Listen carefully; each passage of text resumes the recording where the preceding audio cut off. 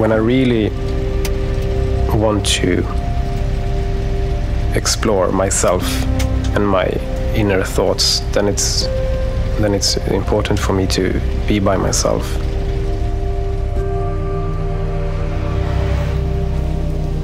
So for me, to be alone opens up to new ideas.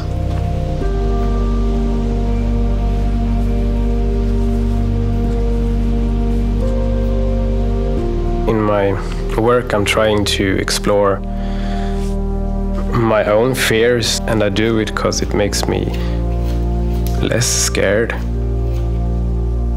and try to understand why you feel like you do and why you act like you do.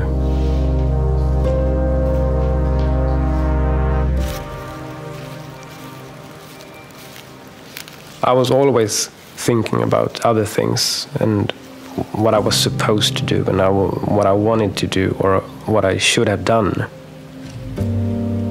But when you're carving, you have to be in the moment, because otherwise you cut yourself.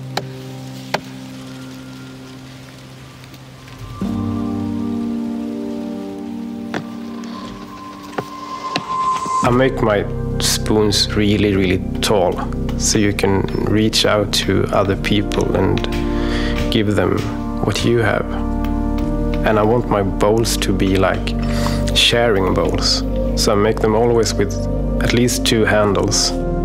So you can take one with the handle and you can give the other one to the one next to you. It's not that I think that I can change the world with some spoons, but if someone thinks it's interesting and it makes them think, then I think it's good.